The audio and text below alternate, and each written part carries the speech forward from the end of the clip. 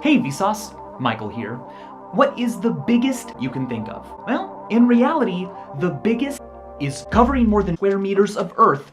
This, made out of strategically planted trees in Russia, is larger than the battalion markers on Signal Hill in Calgary, the found on the Faven badges in England, even the mile of Brady unrolled on is the biggest on Earth in terms of surface area. But in terms of amount of things, which is normally what we mean by being big, probably isn't the biggest. For example, there's, no matter how big you can think of, you could always go higher. So there is no biggest, last, except, no, is not, instead, it's a kind of, you need to talk about and compare amounts that are unending. But some unending amounts, some are literally bigger than others. Let's visit some of them and count past them. First things first, when a refers to how many things there are, it is called a, for example, banana, flags, dots, is the cardinality of this set of dots. Now, sets have the same cardinality when they contain the same of things. We can demonstrate this equality by pairing each member of the set with each member of the other. Same cardinality, pretty simple. We use, that is, so on, as whenever we talk about how many things there are. But how many are there? It can't be some in them because there'd always be plus that after it. Instead, there's a unique name for this amount. Aleph is the letter of the Hebrew alphabet and is the smallest in. It's how many there are. It's also how many there are. How many there are. It's also how many, that is, there are. That may sound surprising, since appear more on the line, but as Cantor showed, there's a way to arrange every single possible such that then can be put into a correspondence with them. They have the same cardinality. Point is a big amount. Bigger than any finite amount. A is bigger. But we can count past it. How? Well, let's use our old friend, the super task. If we draw a bunch of lines and make each next line of the size and of the distance from each line, well, we can fit an unending number of lines into a finite space. The of lines here is equal to the of that there are.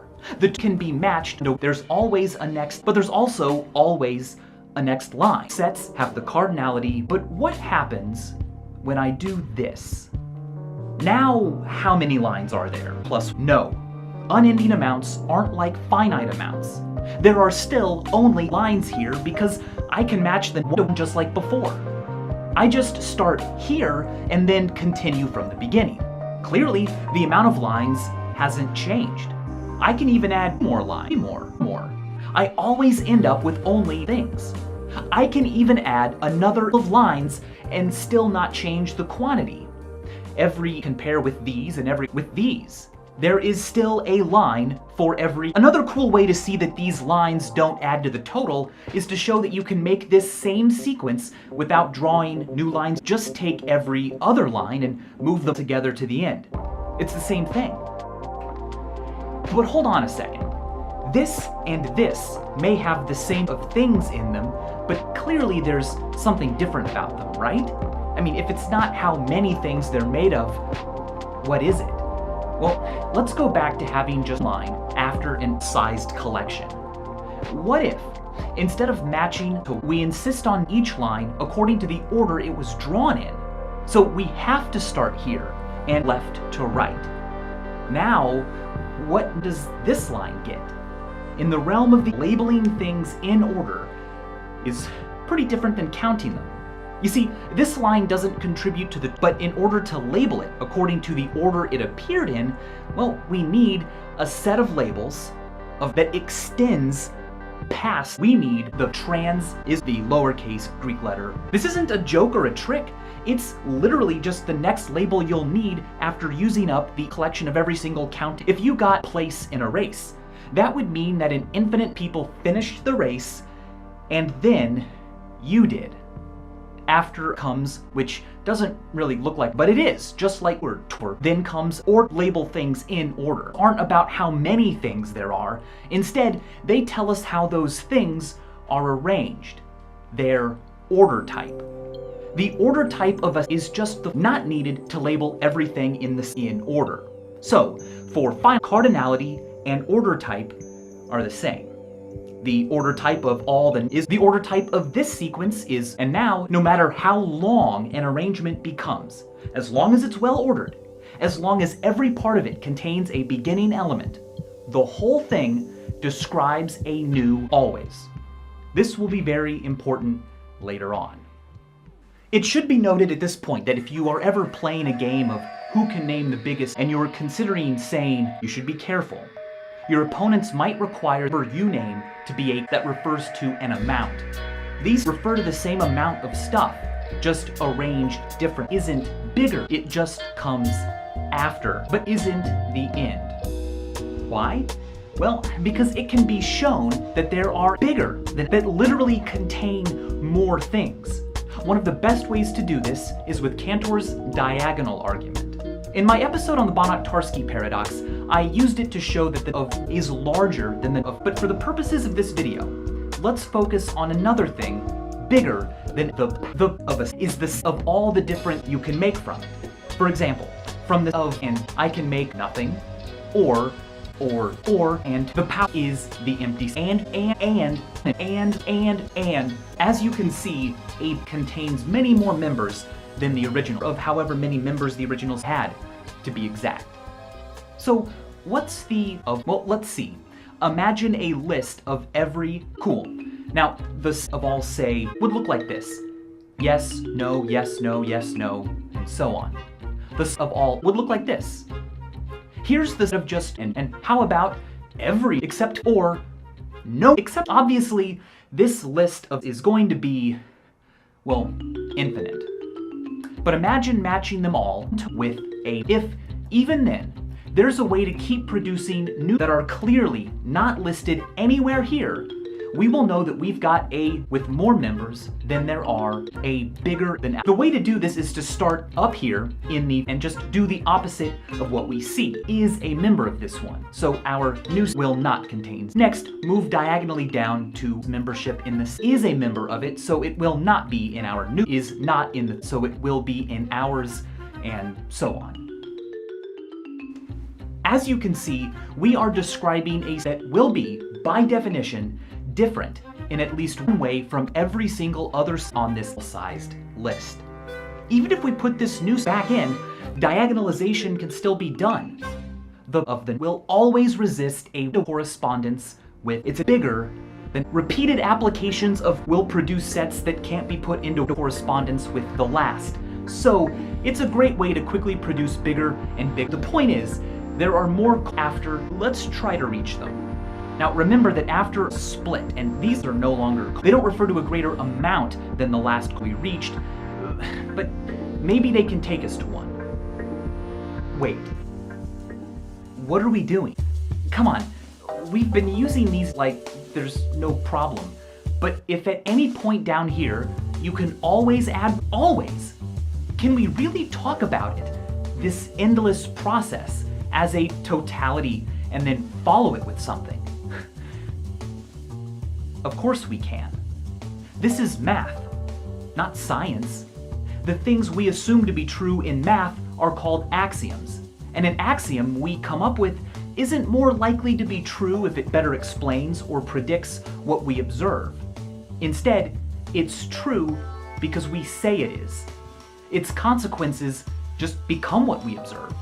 We are not fitting our theories to some physical universe whose behavior and underlying laws would be the same whether we were here or not. We are creating this universe ourselves. If the axioms we declare to be true lead us to contradictions or paradoxes, we can go back and tweak them or just abandon them altogether, or we can just refuse to allow ourselves to do the things that cause the paradoxes. That's it. What's fascinating, though, is that in making sure the axioms we accept don't lead to problems, we've made math into something that is, as the saying goes, unreasonably effective in the natural sciences.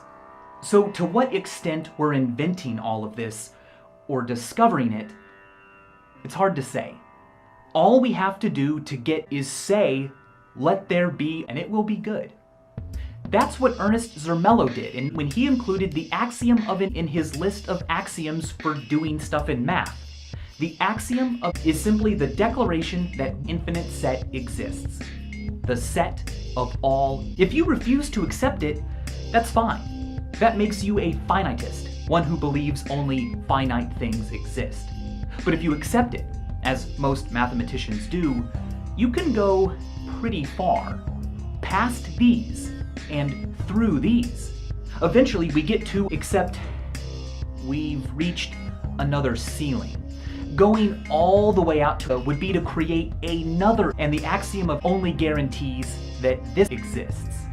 Are we going to have to add a new axiom every time we describe or no?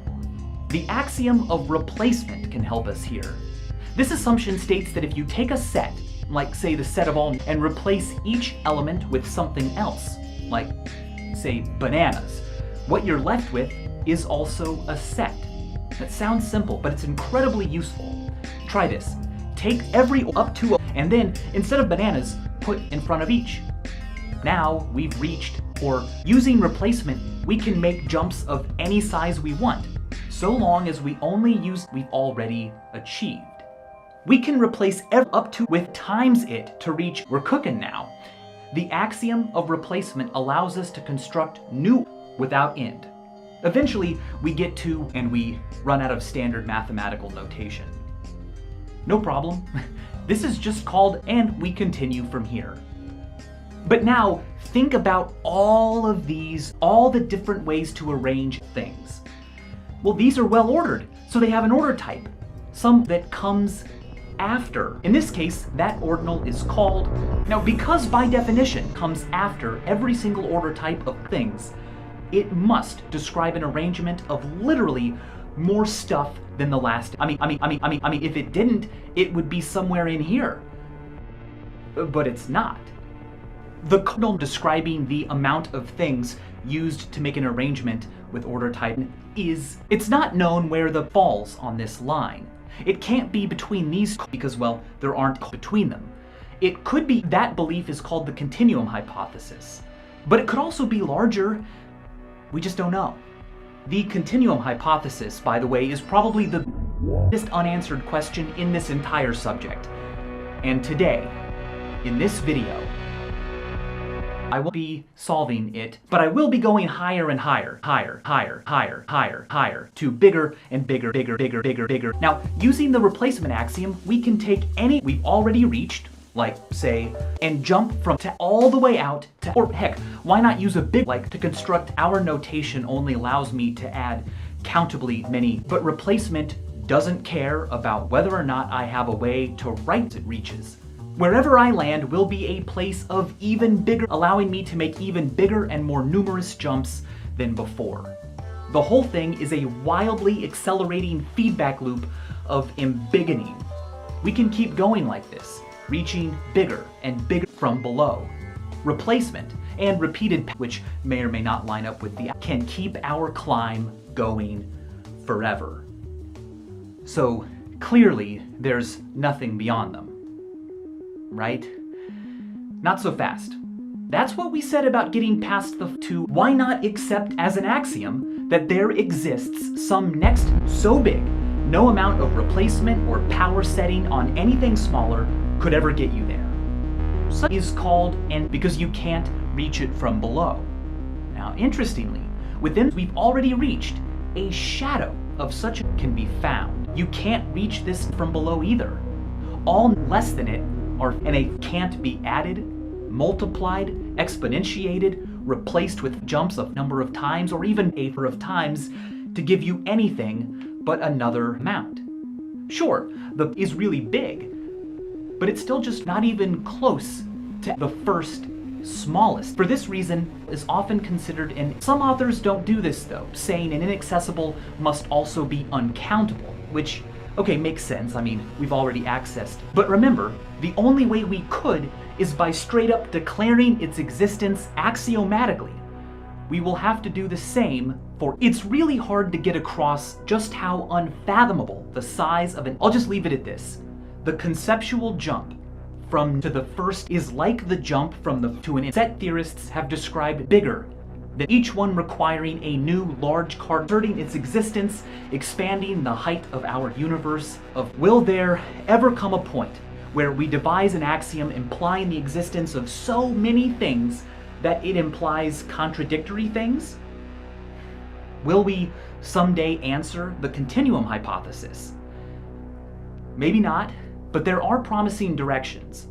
And until then, the amazing fact remains that many of these, perhaps all of them, are so big, it's not exactly clear whether they even truly exist or could be shown to in the physical universe. If they do, if one day physics finds a use for them, that's great. But if not, that's great too. That would mean that we have, with this brain, a tiny thing, a times smaller than the tiny planet it lives on, discovered something true outside of the physical realm. Something that applies to the real world, but is also strong enough to go further, past what even the universe itself can contain or show us or be. And as always, thanks for watching.